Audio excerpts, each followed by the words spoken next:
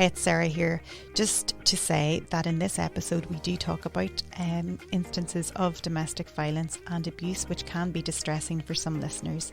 Please check the notes to this episode where we have a number of resources that you can go to for help if you need it. Hello everybody and welcome to today's episode of Activist Lawyer. Now I am absolutely delighted to be joined via Zoom by Richard Port Solicitor, Richard Port MBE. So welcome Richard, thank you for joining me. Thank you very much for having me, Sarah. I know you're in the middle of moving house when I spoke to you yesterday. I am at the minute, yeah. Well, thank you for giving up your valuable time. I know that's an extremely stressful thing to do. Are you settled into your kind of temporary home a little bit? I'm not moved just yet. I'm waiting to complete on Monday, but it'll all be fine. It'll be absolutely fine, and it's all going to plan. So yeah fingers crossed. Okay. There'll be no problems. Well, in the midst of moving, Richard, you have an extremely interesting area of work that you're working in. It's something that I really wanted to address for a long time on the Activist Lawyer podcast. So I'm delighted to have you. Just a little bit of background for our listeners. So Richard Port MBE is a highly accomplished family lawyer with a particular focus on domestic abuse. Richard is partner at George Green Solicitors based in the West Midlands. In 2022, he was named Solicitor of the Year at the Birmingham Law Society Legal Awards. Richard's commitment to helping victims of domestic abuse is evident in his work, with many domestic abuse organisations and constant advocating for change. He created and delivered a training programme for staff to assist service users in accessing legal aid to help represent and protect victims of domestic violence. In recognition of his work, Richard was awarded an MBE for services to victims of domestic abuse in the 2022 New Year's Honours List. His dedication to his clients and his community makes him a highly respected and valued member of the legal profession. Outside of his work, he is Deputy Vice President of the Birmingham Law Society, Chair and Trustee of the Heart of England Community Foundation and Senior Visiting Fellow at Suffolk University. Wow. It is an absolute pleasure to have you here. I'm so excited to get into your work, Richard. But before we get into that, can you take us back in time a little bit? Where did it all begin, your legal career, and what made you enter the world of law in the first place? Taking you back in time. So I'm from Derby originally. I moved to the West Midlands about 6-7 years ago. But yeah, Derby born and raised. None of my family members are lawyers. No link to the legal profession at all. But I did work experience at a firm in Derby called White Williams. Mm-hmm. I must have been 14 at the time. And I was the office boy, tea maker, legal assistant, and I kept coming back each year doing different jobs because I really, really wanted to get into law. My dad had some Open University like law videos on the VHS back in the day, and I'd watched them when I was really young and really thought, you know what, I really want to do law. I want to help people. So did work experience. I went to Nottingham Trent University. And at the time, my friend told me to go for a scholarship, get the scholarship interviews at the Inner Temple. She was going for him. She says, you go for it. I said, I don't want to be a barrister. I don't want to be a barrister at all. I want to be there from start to finish with a case. So I went for the interview. I got asked some weird and wonderful questions, particularly about my Duke of Edinburgh Award.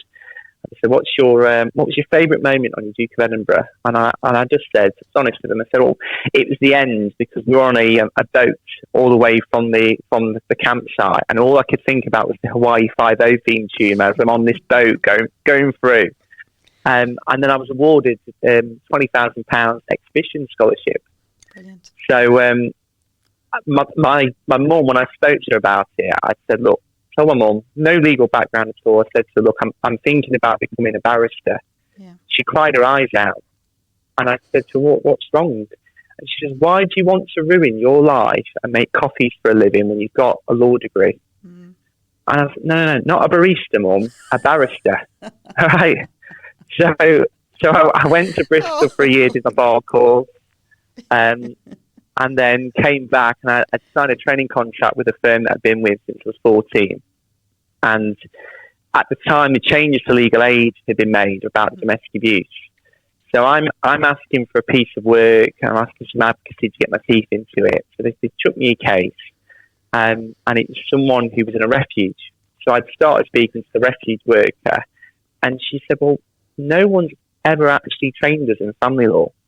And I found that really bizarre, thinking, well, surely the change, we've got a change in domestic abuse for legal aid.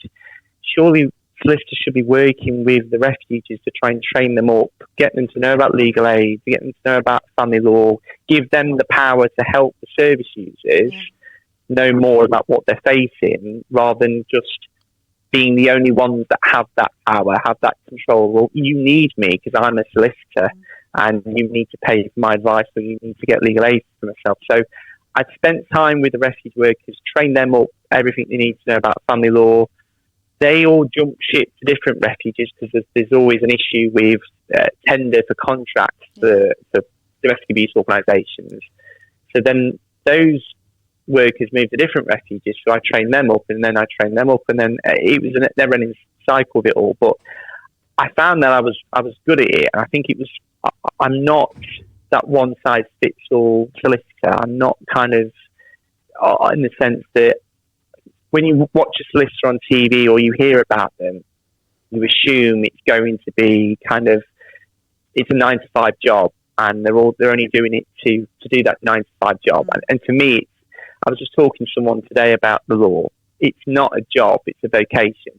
I enjoy helping people. I enjoy protecting victims and pushing for the cause, because it is a cause. And I'd spent all these years until recently kind of doing this by myself, and then found other professionals that are also fighting to help victims of domestic abuse. And it's been really great to kind of speak to them and share ideas and talk about what they've been through and how they help their service users or clients and things like that. But it's a massive community, and it's amazing to see so many people wanting to help others. We had lockdown, didn't we, where the whole pretense was be kind. And then all of a sudden we seem to have lost that be kind. I don't.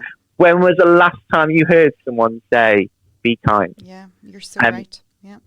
But in the domestic abuse community, that's still there. It's still helping people, still wanting to make sure the cause is there. I left that firm at the time, moved to a medium-sized firm when we were going to help victims. It got quite dangerous with the domestic abuse work. I had a tracking device on my car. I've had threats. A tracking device? Yeah. So I was about to leave a firm, and I went for a job interview on the Friday, and then on the Monday, a case that I was dealing with, he decided to leave his solicitor and go for the firm that I was moving to. Now, this said firm is quite far away from where that person was.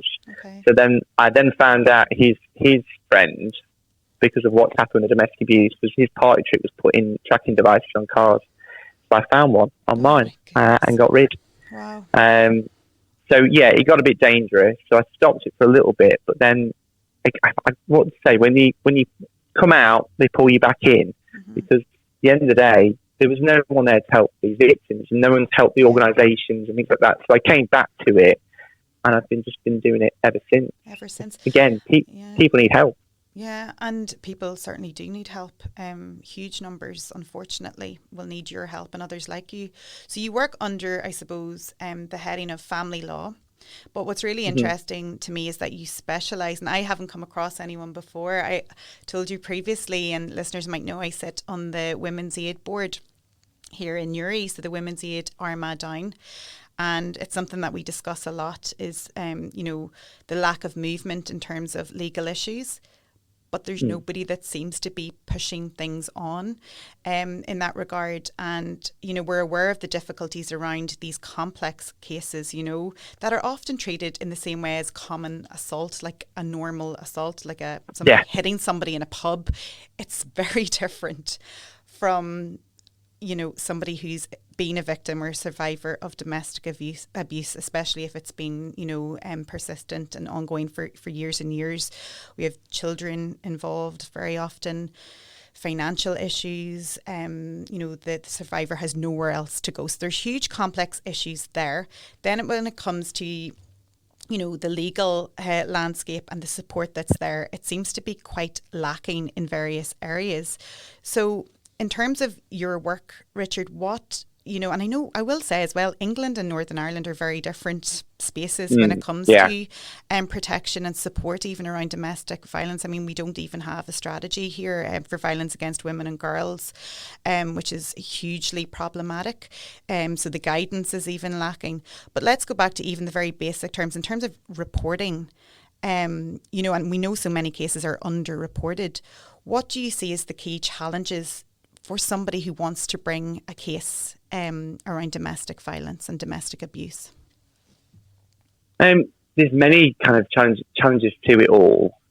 I was quite big on sociology when I was younger. Mm-hmm. So I did GCSE sociology and A-level.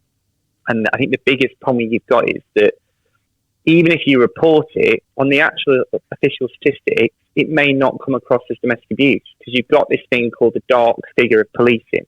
Right. So, say, for example, you have an issue where someone reports, like you say, an assault. Now, that should be domestic abuse if it's between you and your partner. Mm-hmm. Now, if that month they need to kind of have a higher figure on just common assaults, they'll label it as just a common assault. Yeah. But actually, if the following month they need to have it as a domestic abuse incident, then they'll label it as such. So we've got a big problem with what the official statistics say, and I've been shouting this out over high water and all that jazz. But the actual challenge for people reporting it is the police don't have the resources.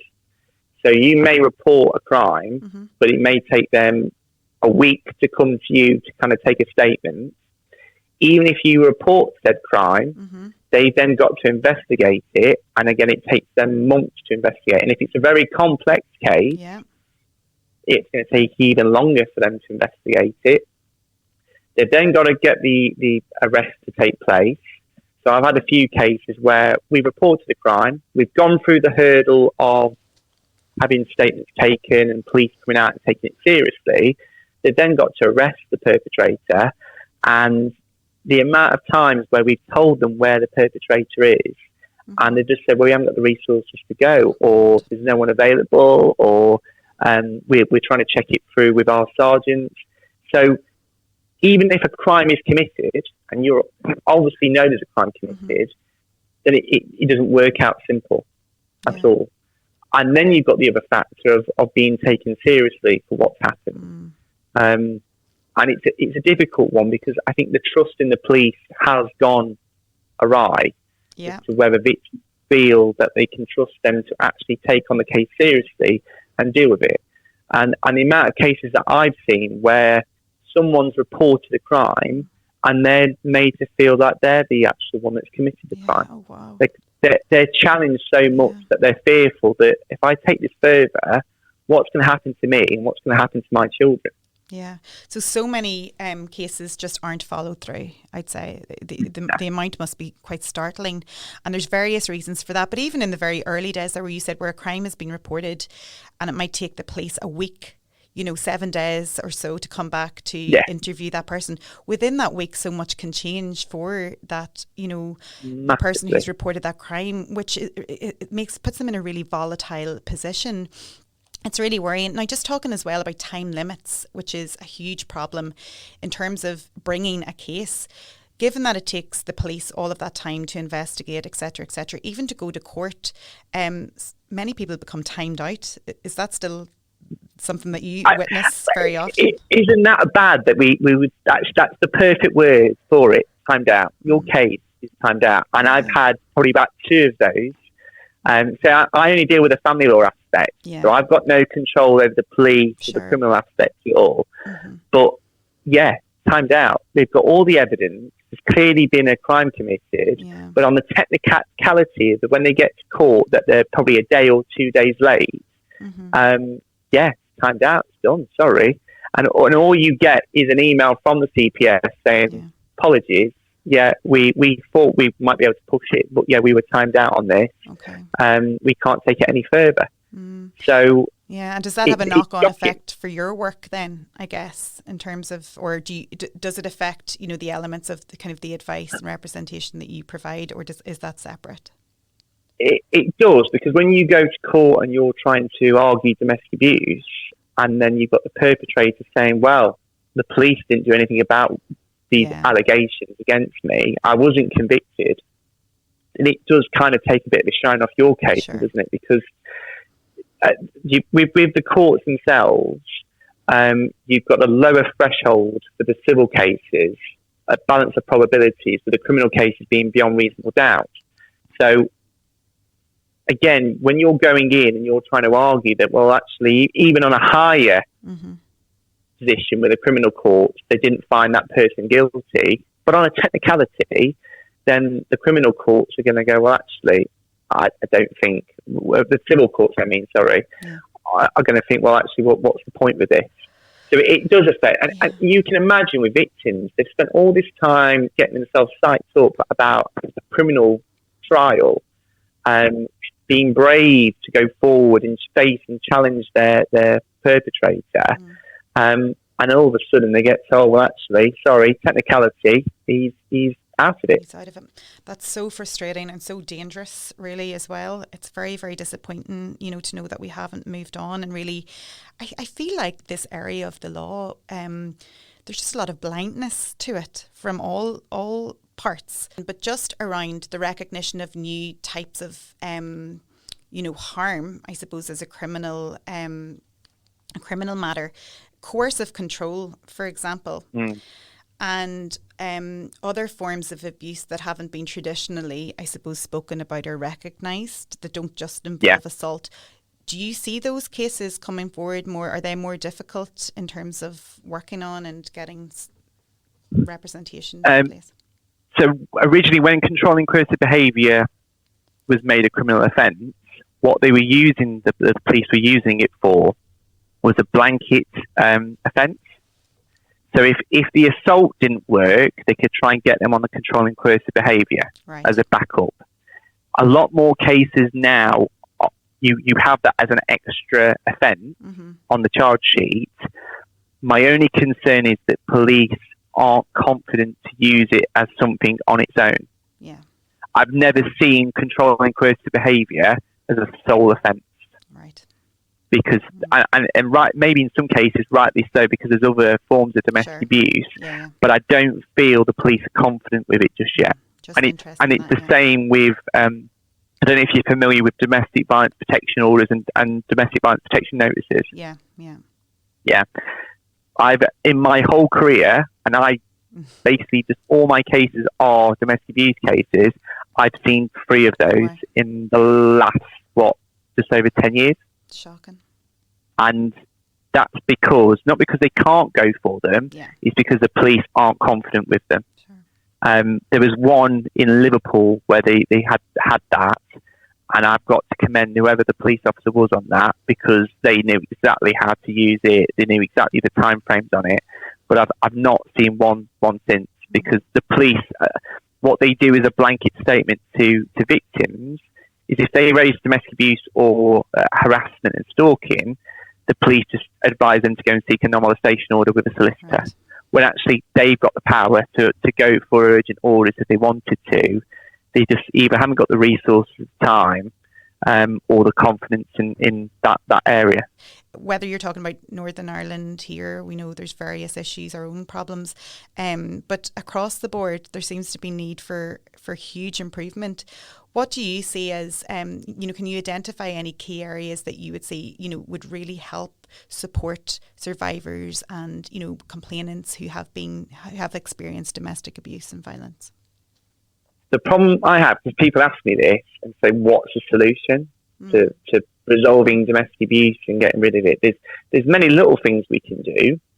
Training with police, training with the judiciary, training with solicitors themselves, because the amount of times I get clients come to me that they've been to see another solicitor and they say it's kind of a total change around they talk to me. There's no kind of empathy and there's no kind of understanding to it all. But overall, I think my problem with what is a solution is it's not as simple as that. And the phrase that I fire around is that if you give a victim a shield, if we were to change the law and we were to say zero tolerance on allegations of domestic abuse, the problem you've got is that perpetrators are now, they're using it as a sword. Yeah. They're going into court, the family court, they're alleging domestic abuse, and you go in, there's one victim and there's another victim. So if we go with a zero tolerance approach, then actually the real victims, they're going to face very harsh, false allegations against them of domestic abuse, but the courts have got to take them very, very, very seriously. Mm-hmm. And that could result in them not seeing their children because of these false allegations, or losing out massively otherwise. Yeah. So I get some people say we need to have this zero tolerance, we need to do this, we need to do that, but it's not clean cut. No, it's not. And I represent a lot of, say, victims who've had false allegations made against them. Mm-hmm. And thankfully, I'm able to challenge them and show them for what they are, false, and that they've only been raised to try and muddy the water. Mm-hmm. But it does scare me that if we go 100% zero tolerance, then there's going to be lots and lots of battles in court. If we go down to the other end and don't take it seriously at all if anyone raises a domestic abuse allegation, then lots of victims are going to be stuck in a position where their allegations aren't taken seriously. Sure. And that's not a good world to be in at all, especially now when a lot of allegations made still aren't taken as seriously as it should be. Yeah. That's a huge problem. And I think across the board, really, education is the key, in terms of the general kind of scheme when it comes to this specific type of abuse, which is still seen as, especially here. I mean, it wasn't so long ago that in Ireland it wasn't, recognised at all. And it was, still very much behind closed doors, say nothing, it's none of our business type of scenario. So hopefully we're breaking free from those old traditions and norms. But as you said, there's still a lot to do and a huge amount to do here, especially in Northern Ireland with no functioning executive. It's very difficult to get pertinent issues moved on around this area.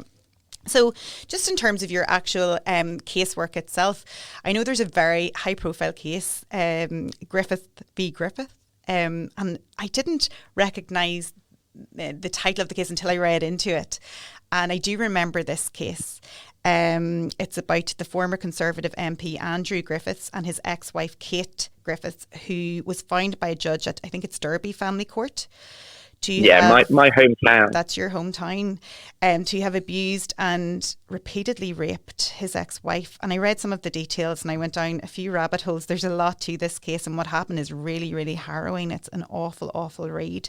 But this is a cornerstone case and something that you rely on. Can you tell us a little bit more why, that this is very important to you and your clients?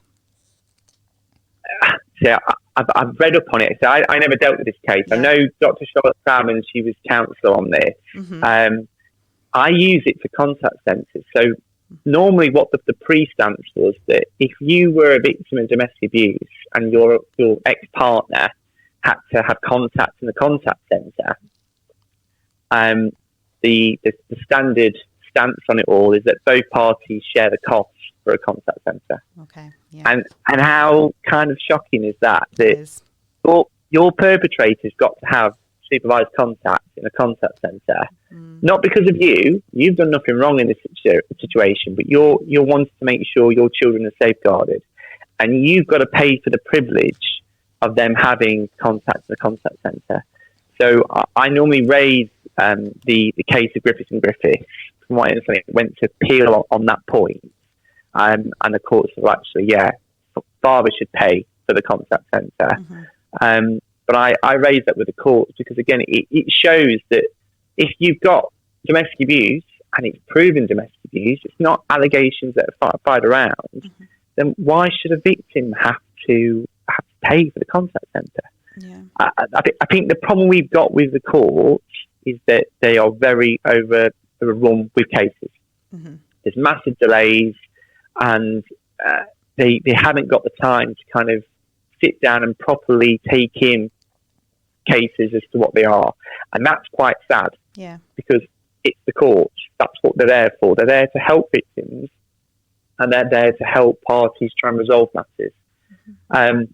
and I've had cases before where I had one, and I think it was during lockdown, and mother had been extremely assaulted by father, like head smashed against the wall, beaten up, and we went before a legal advisor, and the legal advisor said, "Do you know what the issue with this case is? Communication. I'm going to send you both on a separated parents information program because I think if we sort out how you two communicate with each other, that'll be it." And I went, Wow. I don't think communication's the issue here. If you'd read the papers, you'll know that Dad likes to attack people and assaulted her on many, many occasions. So she won't be doing the separated parents information program. We'll be getting this out for a Section 7 report because at the end of the day, he's a safeguarding risk to the children. And at that point, I realised they'd just not read the papers properly. Yeah. They're not taking it in. But again, it sends out a bad message that you're going to court, you're a victim, say the person's been convicted, or you've got clear evidence of domestic abuse, and then you get told off by a judge because at the end of the day, you're not communicating. Yeah. Well, rightly so, you're not. This person's scared out of their wits as to what could happen. Yeah, it's so insulting as well. And I mean, my background is primarily in immigration, but in a former life, I did, when I worked in Dublin, work on a few cases in family law that concerned awful, horrific cases of domestic abuse and domestic violence that had been ongoing for years. And what really disappointed me was when we finally got to court, it came down to the pounds, shillings and pence of the matter. And, the wife, the woman in this case, had really geared herself up for her day in court. And she was so courageous. And it took her years to get to this point, years of counselling, years of help, years of support.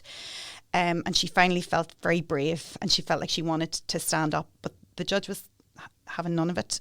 And she had, it was almost like a speech, I guess, that she felt that she could read out. And it really just came down to a very quick pounds, shillings and pence. This is what's going to happen with the home, the family. So it was all about the settlement and the agreement. Yes. Do you often come across that where, the survivor, really their experience is dismissed in many cases? Or, what has your experience been around that?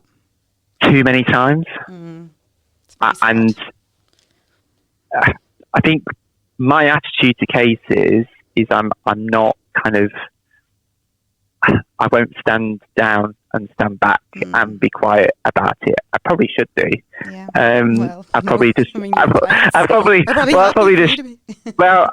It annoys people, but at the same time, the way I see it, I'm representing the angels.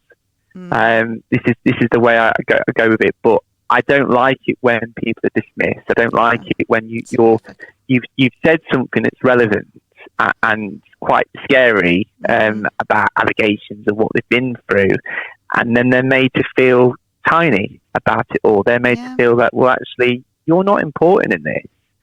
And I get why we have that in the child arrangement cases. At the end of the day, the children are the paramount concern about it all. But when you've got a parent that's gone through severe domestic abuse, the children have also been through it one way or another. And when you're putting forward your concerns and allegations, and like you say, it's pounds, shillings and pence, but not in the sense of the finances of the parties, but in the sense of the court. Because you've got to remember, and it's terrible and horrible to say this, but the courts are a business. I know, yeah. They're a business, and at the end of the day, they need to get as many cases as possible to keep it going. It really there's no time. Yeah, I was very young, kind of a trainee working on that case, but I remember just feeling so deflated when I went home and so sorry for this person, It takes it out of you, doesn't it? I think it actually really, because I didn't specialise in family law, but I really had empathy for family lawyers and some of my friends, because it's a very emotionally draining, especially what you're doing. I mean, it must be emotionally draining. Like, how do you factor that in? And I mean, you're obviously a family man and you've lots going on outside of work. How does it impact you? I mean, I know you said it's a vocation and not a job, but do you separate the two? I've been doing it for years. I try not to be. I'm serious with the job. and I'm serious with the cases, but I try not to take it home with me. But at the same time, I just want to help people. I think when clients meet me, they have this pretense that I'm going to be this really horrible, serious, kind of really intense person. And then when they realise, actually, I'm not in that any shape or form. It's only when it comes down to representing people and making sure that they get the best and they are protected. That's when different Richard turns on to it all. But I don't like, this is my rule. People send me stuff about like, oh, have you watched this documentary about domestic abuse? Have you watched this and this? I will not watch that. I will not go home and go, do you know what? Let me stick on this documentary about domestic abuse. It will either be a documentary or it'll be a comedy, because I've done my day of having all those emotions. Yeah. So I'm not a counsellor for clients. Yeah. So I will send them off. So if it gets to a point where they need counselling, I will say to them, look, let's get you some counselling. But I will be there when they need to vent at me about what they're going through. I'm there for them. And I will come up with a strategy. I'll come up with a plan as to how we do it. Because with domestic abuse cases, you've got to be 4 steps ahead. And what's sad about everything is the stories are the same. The tactics are the same as the perpetrators, because they think they're very, really, really clever. And that they've come up with this amazing idea that if I do this or if I do that, then that's going to happen. But unfortunately, they're not. And actually, the stories, the plans, whatever they do are exactly the same as what others have done. Yeah, you've heard it all before. I've heard it all before. And the only thing that changes is the location and the names. Yeah. That's all it is. So as much as they think they're really clever, that I've tried this and this, it just doesn't work. Because originally, when I was a trainee and I was getting into all of this, I was watching other solicitors, how they were dealing with their cases, because there was some reason in Derby there was a few solicitors that were representing perpetrators, and what they were doing were legal tricks on the victims, and that's how they were getting away with trying to get contact or trying to sort out funds and stuff. So again, all legal, none of it illegal. So I just kind of, a switch went off in my head and said, well, why aren't victims doing this? Why aren't solicitors for victims using the same tactics, same tricks to make sure that they're on an equal playing foot? Yeah. Because I kind of sheriff what work is in the air in regards to legal aid firms. I'll speak to domestic abuse organisations and just make sure that whoever they're sending their work to, they're happy with. Yeah. And I've known firms who are specialists in domestic abuse, and they're not specialists in domestic abuse. It's just something they stick on the front door. Sure. Yeah. So I kind of empower domestic abuse organisations that they are the keeper of the keys. If they're not happy that their service users are getting the best service in a fast time and it's proper legal advice, I tell them, go somewhere else. Yeah. You're in charge of it all at the end of the day. So important, so valuable. And I mean, you've been doing this for a really, really long time, Richard. And clearly make me sound old, Sarah. And you look so young, and you're not old at all. But it was only in 2022 that you were recognised and awarded your MBE for services to victims of domestic abuse, which is fantastic, and congratulations on that. Thank you very much. How did that feel? It's not really sunk in, to be honest. I went to court a few months ago, and it was for a financial case, and there was a Richard Gere, white-haired, look wise solicitor who was sitting next to me. And when the judge was introduced to the parties, counsel stood up and said, and I'm instructed by Richard Port MBE. She automatically looked at the Richard Gere, white-haired fellow, thinking, that must be him, MBE. And you know that scene in Hot Fuzz where they're all dressed up in their masks and stuff, and he goes, hello there.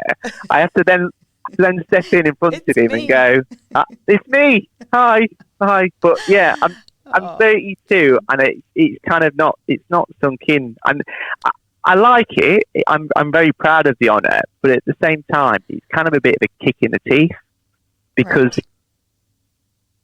I think I'm the only one in the country that's got legal services to domestic abuse victims. Wow. And an MBE is basically you've gone above and beyond everyone in your profession to what you do. And to me, I don't think I've gone above and beyond. I don't think the work that I've done or helping victims or say that service that I've provided to the organisations and been on the end of the phone for them, to me, I don't think that's been above and beyond. And it's kind of upsetting that I've been recognised for that. I get it. I know it sounds weird, but that's what I'm campaigning to make sure that actually other solicitors, they are kind of setting that standard to help victims. Yeah. Because if I'm saying, well, actually, I don't believe I'm going above and beyond, and that's a standard for what victims should be having for the service, then that means that people are below that standard, and that's not acceptable. Well, I see that, but it maybe plays into your feelings about it being a vocation and not a job. You know, that it's something that you're always going to do and to try and improve. But I have to say, just from my perspective and working in law and also working with organisations around domestic violence, it's so refreshing to see somebody dedicated to this area of work and to really making big change. And the fact that you're even, still in contact with the organisations around training, which is so important, and making sure that people have that access, and legal aid is there for people to access. And if it's not working, then you're there to tell them to go somewhere else or send that person somewhere else. That's a really important thing, because people do not have confidence. Their confidence and their self-esteem is completely diminished, and they have very little support apart from fantastic agencies like, organisations like Women's Aid and the various other domestic violence support organisations out there. But that's really it, and they've nothing else outside of that.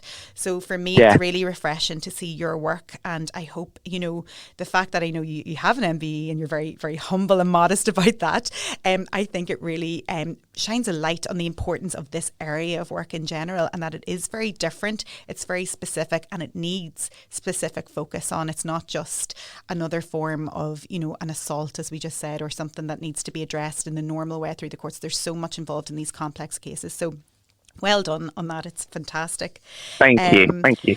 And your work continues. And I think it's at this point we'll ask you what we always kind of talk to our guests about. And I'm really keen to hear your perspective on this. But and you're working in this, you're living this, but it's law and how it, can make effective change in society. And, are you comfortable with the term activist lawyer, which is the kind of tongue-in-cheek title of this podcast? How can the law and activism, work together to make important change, specifically maybe in your area of work or in general? I think, from my perspective, I think it's just not sitting down and being quiet. That's how we work together. Because the law isn't perfect, judges aren't perfect, the police aren't perfect. And until we kind of realise that, and rather than just kind of sit down and go, well, we'll just carry on with the status quo, everything is fine, then we won't make a change. We won't kind of get anywhere with stuff. Lockdown for me was the point where I kind of thought to myself, more needs to be done. And it was great that they were at one point saying that we're going to give all this funding to domestic abuse organisations and we're going to help victims, we're going to do all that. But then all of a sudden it went quiet. Yeah. I just thought, well, why is it? Domestic abuse isn't an issue that just is seasonal. It doesn't happen like only it's not Christmas. It doesn't happen like 2 weeks of the year. It's forever. It goes on. And until we either eradicate it, which is going to be very, very difficult. And like you said before about helping the younger generation try and realise that if they're facing an abusive relationship, or to making sure, say, boys and girls realise that abusing people emotionally, physically, whether it is not acceptable, that might be a way now to try and tackle the cycle. But it's not until we have more people that stand up and talk about it and not make it a taboo subject. Because you can imagine, I'm not the best person to have at a dinner party and go, what do you do, Richard? I'm a domestic abuse lawyer. End of conversation. I'd quite like that conversation. Well, they're all talking about what's on Netflix, and then oh great. But until it's not a taboo subject, because again, when you make it a taboo subject, that's when perpetrators are stronger, because again, it's secret. No one wants to talk about it. No one wants to highlight it. No one wants to kind of push forward. And victims then feel that they haven't got the confidence to talk about it with the place of work or with their family and friends, because they feel like they're going to be judged. So as soon as we get rid of that judgment, then that's when people can feel that they can open up and we can then deal and tackle with the issue of domestic abuse, because that's what it is. It's opening up and it's having the confidence to be able to speak out. Yeah. The other issue is then, once they've spoken out, can people then take it seriously? Can people then, judges, the police, everyone else, actually act upon it as soon as possible? Rather than it being a number in the system, rather than it being another case for that day for a judge, we need to kind of think to ourselves, this is someone's life we're having to deal with. This isn't kind of a changing of a phone company or having to deal with a mundane task. They go home, they're either still with their perpetrator or they've moved out, hopefully with the children, but they're still getting abused. They're still getting constant emails, text messages, phone calls from unknown numbers. I had one person get a phone call from someone pertaining to be a police officer, telling her how she's a bad mother and how she's going to have her kids taken off her. And until we did some digging, that person wasn't a police officer. That was a friend of we assume was a friend of the perpetrator. So again, we've just got to make sure that we tackle it, we talk about it, and we don't make it a quiet subject or a subject that we only raise on LinkedIn every once in a while because it's Domestic Abuse Awareness Week. Yeah, or something's happened in the news, that we all we hold vigils and we talk about it for a little while and then it goes away. Well, it doesn't go away, as you say, for those who are suffering from it. And you mentioned lockdown there. It was worse. I mean, from our experience here, the numbers lockdown was a very scary, dangerous time for people who had been suffering, because a lot of the services, weren't able to provide that level of contact that they had been previously. The courts, were completely either closed or overwhelmed, or things were done differently. So that time was extremely, extremely worrying. Was it worse in lockdown though, Sarah? Well, was it? Yeah. Was it that basically the pressure cooker had blown up because people were stuck in the house with their perpetrators? That's what I mean. Yeah, well, that's what I'm getting at. It was, the dangers seem to have presented in a very different way that people could not escape.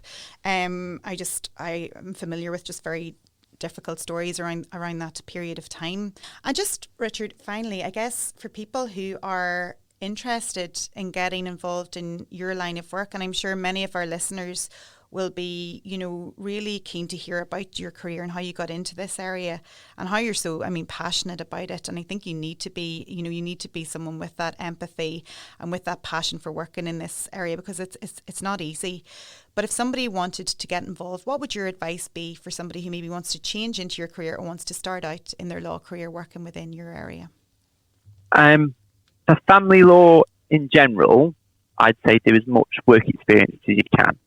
So I speak to new trainees and they've done work experience at lots of different firms. I was quite fortunate to work at a firm at such an early age and have the partner take me under his wing, Kevin O'Donnell. I'll give a shout out to him.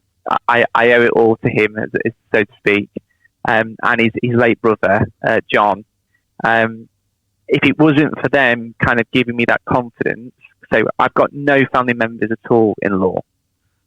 My parents had no clue at all as to university or about what path to go down.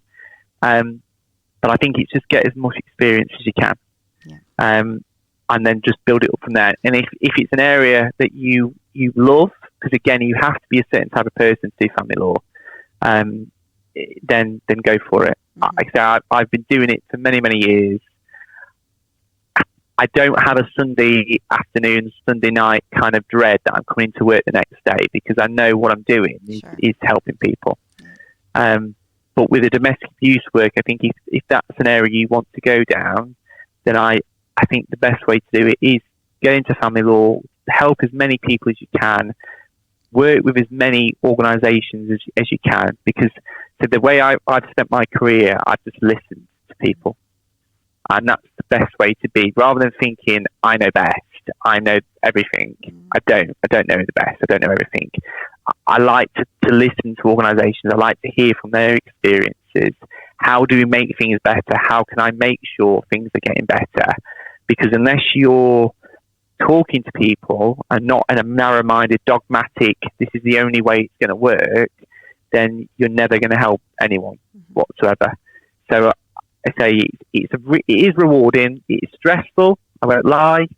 But when you've known you've helped the right people and you've made a difference to someone, because again, if you're a conveyancer, and I have much admiration for conveyancers and all that jazz, you're helping someone buy a property, and they may be in that property for 5 to 10 years. When you're helping someone get out of a domestic abuse situation, you're literally changing their lives forever. Because in some scenarios, that change could mean life or death. In other scenarios, it could just mean a very unhappy situation. And if you think of it of the ricochet effect, if you have children involved, you're protecting those children as well. And you're making sure that their future is bright on the way forward. Richard Port, thank you so much. Really, really fascinating. Thank you very much, Sarah. Interview. I'm so happy to have you join us here, and we'll definitely check in with you again. I hope you have a wonderful move and everything goes smoothly. Thank you very much. And thanks for giving up your time today. Thank you, Sarah. Thank you for having me. This podcast was recorded in Granite Podcast Studio. Interested in starting up your own podcast but don't know how? Granite Podcast Studio can help. Record your podcast in our state-of-the-art studio, which is based in the heart of Newry City. Our studio has cutting-edge and user-friendly technology and can seat up to 4 people. We also provide an editing service for our team, using your guidance and editing notes to provide you with a flawless finished product, leaving your listeners wanting more. For more information on how you can get started, visit www.granitepodcaststudio.com.